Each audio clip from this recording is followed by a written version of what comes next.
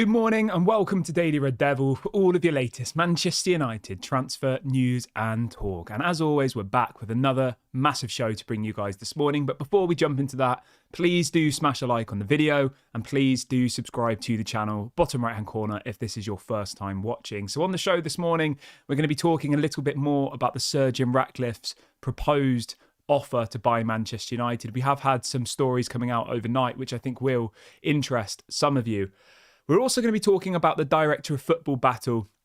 There's 2 or 3 different names that have been entered into the race to be the new Manchester United Director of Football. We'll be talking about that. We're also going to be talking about a potential shock return for David De Gea to Manchester United. I mean, I didn't think I'd be saying those words, but that's what we're hearing overnight. Whether or not it's true, we'll have to wait and see, but we will, of course, be talking about that. And we'll also be talking a bit about Jean-Clair Todibo. Fabrizio Romano has been speaking about the player, so we will, of course, be covering that as well. As always, get involved in the comment section, get involved in the live chat, and let me know your thoughts on everything we discuss on today's show. So let's start off with the David De Gea story. Now, this is coming out from Neil Custis, who is a journalist in the UK. I'm not sure what to think of Neil Custis, to be honest. Sometimes he's right, sometimes he's wrong. I wouldn't say he's a tier 1 journalist, to be honest. I would probably... Let me have a look. Let me find out. Let me have a look for you. Because there is actually someone who's made a list of all the journalists. And I think it's really, really useful, actually. Let's have a look. So Neil Custis. He is... So they are... Neil Custis is tier 5. Tier 1 being the highest. So he is the lowest tier of all of them. Tier 1 are people like Fabrizio Romano, Laurie Whitwell, Simon Stone from the BBC, etc., etc. Henry Winter. Those are all the tier 1 journalists. There's loads of others. David Ornstein. This Neil Custis guy from The Sun is tier 5. So he's the bottom of the journalist ladder, if you like. I don't know what to make of this story, to be honest. You know what my stance is with David De Gea. I think we should have kept him in the summer. I think we should have had him and Onana as the 2 goalkeepers. I think David De Gea could have helped Onana kind of settle into Manchester. Obviously, Onana was unbelievable against Copenhagen the other night. Man of the match, probably for me, him and Harry Maguire. Made an incredible save earlier on in the game. A 10 out of 10 save. And then later on in the game, obviously saved that penalty, which ultimately won us the match, didn't it? Let's be clear about that. McTominay gives away a stupid penalty and Onana saved the day. But yeah, so let me just read out this story for you anyway. Let's jump into it. So it says, Manchester United are set to re-sign David De Gea on a short-term contract. The club are worried that they will be short of goalkeepers when Andre Onana goes to Africa Cup of Nations in January. Now, the first bit of it, we'll have to wait and see whether that happens. The second bit of it, I do agree with, to be honest. I think that, I know we've got this Altay Bayender who some people say is good, some people say they don't know much about, but in January, we're going to lose Onana. And it looks like Onana is only now starting to find his confidence, Obviously, we've won 3 games in a row. We kept a clean sheet against Copenhagen. Obviously, he won us that match. I think this is only the beginning of Onana's career at Manchester United. Obviously, so far, let's be very clear, it's been absolutely terrible. Awful. An awful start to his Manchester United career. Probably the worst goalkeeper by way of the first month. It's only been a month, so I'm not going to pass my overall judgment on somebody after 1 month. But comparing to other people at this point in their careers, he's 27 years of age. He's just come off the back of a Champions League final. The last 8 or 9 games have been absolutely awful. But all things aside, his performance against Copenhagen was 10 out of 10. And my concern here is, what if Onana now starts finding form and we start relying on him? He starts making massive saves every single game, like David De Gea used to do. January comes around, he goes off to Africa Cup of Nations, and then we've got to repeat the whole process again. We've got to bring in this new goalkeeper, Altay Bayender, who would have never probably played for Manchester United at that point. It doesn't look like Erik ten Hag's going to even play him in the League Cup at the moment. So, we'll have this goalkeeper coming in, being thrown at the deep end in January, where we've probably got 2, maybe 3 games a week at that point. Obviously, if we, are still in Europe, whether that's the Europa League or the Champions League. And will this Altay Bayender guy be up to the standards that are required to just immediately hit the ground running for Manchester United? I would probably say no. I mean, obviously, I don't want to, be negative about him, but David De Gea, when he joined Manchester United, was shaky for the first 2 to 3 months. Onana's been shaky for the first couple of months. All of our best goalkeepers over history have always really struggled at the beginning of their Manchester United careers. And I understand Manchester United's concern here that, January comes around, Onana goes off to the Africa Cup of Nations, which we are now expecting to happen.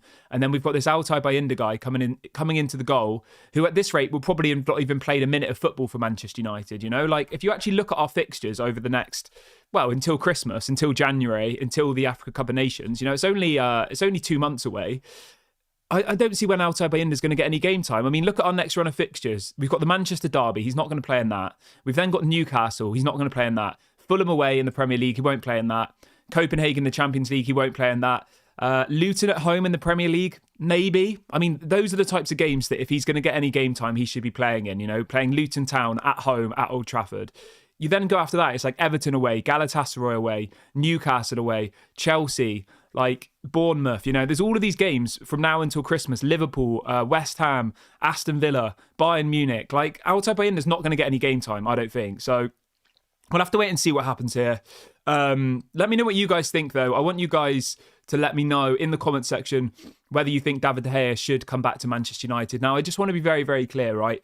I'm not saying that David De Gea should replace Onana. I'm asking you whether you think David De Gea is required on a short-term contract, as this story has said, purely because of the Onana going to the Africa Cup of Nations issue. Let me know what you guys think. I would probably say yes. I would if it was for like 3 or 4 months. I think it would be a good signing. He hasn't got a club. It wouldn't cost us any money by way of transfer fee. Obviously his wages are pretty high, so we'd have to come to some sort of agreement on that. But I think in the short term, January does concern me. Let's just picture this, right? I know everybody's feeling a bit negative today, or not negative, but generally about Manchester United. But imagine if we go on a mad run of form now, okay? Imagine we beat Man City on Sunday and then we just keep winning and winning and winning. I think it's actually a possibility, right? If you look at our next few fixtures, Man City at home, that's obviously going to be the toughest one. Then we've got Newcastle in the League Cup. I reckon we'll beat Newcastle at home. Fulham away, 12:30 kickoff. We should be winning that. Copenhagen away, we should be winning that. And Luton Town at home, we should be winning that. My point here is, right, what happens if we get round to January and we're still in the Champions League? We're in the race for top 4. We're well in there. And then we lose our goalkeeper, who might be in really good form by then. I think it could be a big issue for us. So I can understand why Manchester United are exploring this. Zaid says, can someone explain to me why Erik ten Hag bought Onana? We don't try to build up play from the back. Every time the ball goes back to Onana, he pumps it long. I'm beginning to lose faith in Erik ten Hag's plan. I would agree with the second part that you've raised there about him, kicking the ball long every time he gets it. But what I will say is this, right? The defence that are set up in front of him at this moment in time aren't set up to play out from the back. On the weekend, you've got Reguilon at left back, who, let's be honest, is average. You've got Harry Maguire, who is good at heading. I think he's strong. I think he's physical, but he's not great at playing out from the back, really, is he? Varane, I think, is okay at playing out from the back, but not amazing. And Dalot, I think, again, is not amazing at playing out from the back. At the moment, he doesn't have ball-playing centre-backs and left-backs and all the rest of it. And I don't think even when our full, our first team defence was available, I still don't think then we had a defence that suited playing out from the back for me personally. Somebody says the crowd pressure at Old Trafford is nothing compared to Turkish League. Bayindir will have no problem performing as he is in form and has been watching everything going on with Onana and the team. Hopefully you're right, mate. Hopefully you're right. I just think that over history, if you look back at all of the greatest Manchester United goalkeepers, they've always struggled when they first came to the club. So we'll have to wait and see what happens with that one. Obviously, there's no right or wrong answer. It's impossible to predict the future. We'll have to wait and see, won't we? Right, let's move on to the next story, though. So obviously we spoke about David De Gea. Do get your comments in. Let me know if you would sign David De Gea on a short-term deal or not. Let's talk a little bit about this director of football battle. So there's a story coming out this morning even, saying that apparently former Juventus CEO Jean-Claude Blanc is involved in the discussions between Sir Jim Ratcliffe, top Ineos executives, and Joel Glazer. So at the moment, it looks like Manchester United are looking at, obviously, this Jean-Claude Blanc guy from who was originally at Juventus, and also Paul Mitchell. Those seem to be the two top targets at this moment in time to come into the more kind of higher up executive roles at Manchester United. Now, I want you guys to let me know in the comment section who your preferred people are in the top positions at Manchester United. You know, who do you want as the director of football? Who do you want as the CEO? Let me know what your thoughts are. Because for me, John Murtagh, Richard Arnold, they 100% have to go, without a shadow of a doubt. It's been failure after failure. Ed Woodward obviously was a failure. He's gone now. But John Woodward and Richard Arnold, they've both been at Manchester United for a long time in other capacities. Yes, they've got a bigger profile job now, but before they were here anyway. They've been here for the last, I think John Murtagh's been here for a long time, hasn't he? Let me just double check that for you. But my point here is, right, they've been here for so long, and it's just been constant failure with them being in and around the club. So John Murtagh joined in 2013. He's been here for 10 years. First of all, he was the academy manager. Then he was the director of development, and now he's the director of football. So yeah, he's been here for 10 years, John Murtagh. And throughout that 10 years, I would say we've probably won, one or two trophies realistically. Maybe a few more than that, maybe 3 or 4. I mean, we've won 1 trophy in 6 years, so I'm not sure the exact amount of trophies we've won in the last 10. Maybe somewhere between 1 and 5, I would estimate. But still, I think he has to go. Richard Arnold, let's have a look how long Richard Arnold's been here. But I think he's in a similar position. I think, you know, to me, Richard Arnold is the type of person who you have to get rid of immediately. You know, and when I say get rid of him, you know, don't think of it like I'm trying to sack the people and they're going to be homeless. They're going to be paid to leave the club. So, you know, they're still going to profit from this situation. Zaid says, Kieran, you said this before we played Crystal Palace. Watching the way we play football, I highly doubt that we will go on a run. Scoring 1 goal a game won't be enough to go on a run. Yeah, I hear you, mate. I do. But the thing that you have to remind yourself, right? And I said this on a stream a couple of days ago. Last season, we did it. Last season, right? At this point in the season, we had 1 less point than what we have now. We're 1 point better off at this point in the season this year than we were last year. And it was around this time when we went on this crazy run, wasn't it? Where we just kept winning. I wouldn't be surprised if it happens because we've done it before. We did it last year under Erik ten Hag. And I think that when I say that we're going to go on a winning streak, I don't mean that we're going to all sat here thinking we've turned into prime Barcelona and we're beating teams 7 or 8-0. I mean that we'll probably be winning 1-0, 2-1, getting goals in the last couple of seconds. I think that luck will play a big part in it. But I just have a feeling that we're going to see a bit more of a streak going forward now. Obviously, the toughest challenge is the Manchester Derby on Sunday. That's a big match, as we all know. And it's a must-win game for both Manchester United and Manchester City. Everybody's just joined in the last couple of minutes. Please do smash a like on the video and please do subscribe, bottom right-hand corner. It doesn't cost any money, completely free. Get involved in the community. Stefan says, is it wise to bring back David De Gea? He hasn't played in months. I don't know. I would imagine that he's still been doing some sort of training because he's been looking for a club, hasn't he? Whether it's wise or not to bring him back, I want you guys to let me know in the comment section your thoughts. Let me know. Because for me, I think it is wise at this point, only because of this Africa Cup of Nations thing in January. I'm not by any means saying give him a 10-year contract. Give him, 6 months till the end of the season tops. Just so we have a bit of cover in the Africa Cup of Nations. What happens if Altay Bayindir gets injured in January? You've got Tom Heaton playing 2-3 games a week in the Champions League, in the Premier League. Like, is that good enough? I don't think so. And even Altay Bayindir, I think, as a backup goalkeeper, as someone who's going to come through over the next maybe 2 to 3 years, I think he's fine as a backup. But as a first choice goalkeeper, is this Altay Bayindir guy going to be good enough? I'm not sure. I don't know the answer to it. But this is obviously why these stories are coming out. Let's have a look. James says, looking at the way Juventus took us to the cleaners, not once but twice over Pogba, maybe employing the former Juventus CEO Blanc would be a good idea. I would agree with you, to be honest. I think so, yeah. Like, Juventus are in an absolute mess of a situation now, but this guy, I think he left a couple of years ago. Let's move over to this Todibo story then quickly. I want you guys to let me know as well in the comment section whether you would like to see Jean-Clair Todibo at Manchester United. So this story's coming out from Fabrizio Romano this morning. He is reporting that Jean-Clair Todibo would love to join Manchester United.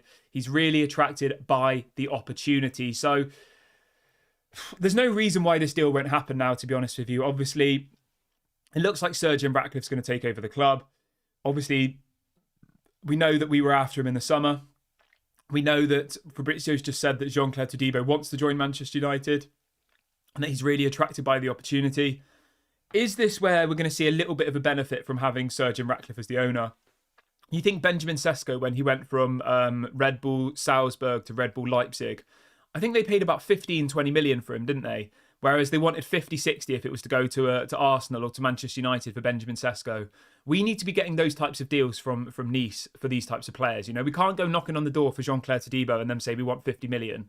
Like, we've got to be paying 20, 30 million, you know? We've got to be getting these favourable deals. And those are the things which I think will win over the Manchester United fans a little bit. I'm not saying that, you know, if we get Jean-Clair Todibo, everyone's going to be getting shirts printed with Sir Jim Ratcliffe's name on the back. Like, far from it. I wouldn't even say that Jean-Clair Todibo is my number one target, to be honest. But given the circumstances, you know, he's apparently available for around £30 million. Obviously, there was multiple clubs who were interested in him in the summer. Nice bought him from Barcelona back in 2021 for around £8 million. So they're still going to make a massive, massive profit on this player. You know, even if they sold him for 30 million, that's almost 4 times the amount of money they invested only two years ago. So I think this deal will happen. I think this deal does need to happen. I think there's massive question marks around Lisandro Martinez now. I think he's one of our best centre-backs, but I just have this unfortunate feeling that Martinez is now going to be injury prone. This injury that he's had, he was out for 3 months last year. He came back for a month and then he's out for 3 months again with the same injury. It's his metatarsal in his foot. It is a difficult injury to fully re-heal from, and sometimes players never return back to be the same. So, and then when you also consider that you've obviously got an ageing Raphael Varane who can only play 1 game of football per week. You've got Harry Maguire who, let's be honest, has been our best player for the last couple of games, in my opinion. I genuinely think that. I'm not even trying to be funny. I honestly think that, you know, Harry Maguire, Christian Eriksen, they were the man of the matches. And Onana against Copenhagen. Harry Maguire got the man of the match against Sheffield United, which I agreed with. So it's easy for us to sit here and slag off Harry Maguire, but he is probably one of our best players at the moment. And I think that in the defensive area anyway. So I do really, really think we need to strengthen this centre-back position. Let's have a look. Emil says, Kieran, please analyse the matches in January for Manchester United. The 9 matches without Onana. Should Onana go to the final? Is there any big matches? Should we be worried? Okay, let's talk about that really, really quickly. No problem at all. So in relation to the matches in January, somebody's asked in the comment section to discuss this, which I'm more than happy to do. So the first game we have in January is at home against Tottenham Hotspur. Is that correct? Yeah. First game we have is in January. Sorry, is the 13th of January against Tottenham at home. I don't think Tottenham are going to win the league, but that's still a difficult game. Then you've got Wolves away from home. That's a difficult game. West Ham at home, again, a difficult game. Aston Villa away from home, a difficult game. Luton Town away, obviously that should be a must-win game, but at that point, they're probably going to be desperate for points. So they're going to, that's going to be their biggest game of the season.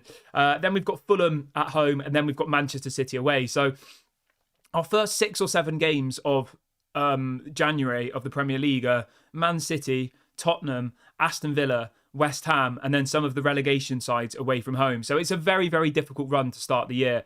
If we've also got Champions League football or Europa football, which I imagine we will have either or, then it's going to be even more difficult, isn't it? So I think it is a big miss to be losing Onana in January. That's my take on it anyway. Let's have a look what else people are saying. Al says Everton are facing punishment for financial fair play breaches, whereas City remain unpunished. Where is the justice? Yeah, I mean, it's absolutely crazy, isn't it? Apparently, Everton are going to have a 12-point deduction. Crazy, which ultimately will most likely relegate them, won't it? Because they're already absolutely terrible, let's be clear. And if they get this massive points deduction, I would imagine that they'll probably get relegated this season. I don't know how Man City are still getting away with it, to be honest. I don't know what's going on here.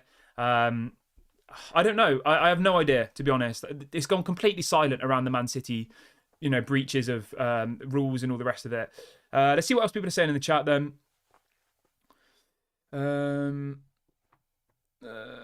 Fran says Todibo, a striker, and keep Sancho. We may get top 4. I would highly doubt Sancho will stay, to be honest. But I think a striker and Todibo is probably realistic. Obviously, I for the striker position, I think obviously this Jimenez guy playing in the Eredivisie, he is on absolute form at the moment, isn't he? I think he got another 2 goals last night in the Europa League. No, in the Champions League. Yeah, Santiago Jimenez plays his football for Feyenoord. He's a Mexican footballer. He looks like a really, really good option. 22 years of age. We should be looking at him. He's been absolutely unbelievable this season for Feyenoord. If you look at his stats for this season alone, right, he's got 13 goals and 3 assists in 9 Eredivisie matches, and he's got 2 goals in 1 Champions League game. 15 goals, 3 assists in 11 matches, nearly a goal and an assist every game for this season. I would be looking at someone like that. Whether or not we'll go for him, I'm not entirely sure at this point. We'll have to wait and see. Let's move over to the story about Sir Jim Ratcliffe and about the Manchester United takeover. So the account on Twitter he's called United Muppeteers. Now, from my understanding, this guy gets his information from the club. He seems to be correct about quite a lot of things, this guy on Twitter. And he seems to get a lot of information directly from the club. So he's been saying at the moment, or today, he says, the Sir Jim Ratcliffe 25% deal for Manchester United hinges on him having full control over the sporting decisions at the club. So at the moment, it hasn't been confirmed whether Manchester United, the Glazers, will allow him to have those sporting decisions. If they don't, I would imagine the deal will fall through. If they do, then obviously he'll come in.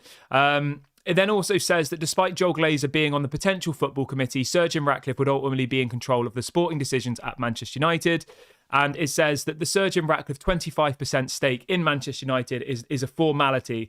The agreements and structures are now in place. It is now about ironing out the legal details. So it looks like this deal is moving forward. Whether you like that or not, that's up to you. But it looks like Sir Jim Ratcliffe will be a new partial owner of Manchester United. I would imagine this will probably... hopefully we find out soon, because I think, to be honest, it looks like Qatar are fully gone now. I would be very shocked if Qatar re-enter the race at this point. I thought they would, but it's gone completely silent. We've heard absolutely nothing. All we hear is that Qatar are out, Qatar are out, Qatar are out. Maybe they come back. Maybe they throw a last roll of the dice and throw a load of money at the club, but I would be surprised if that happens. Let's have a look.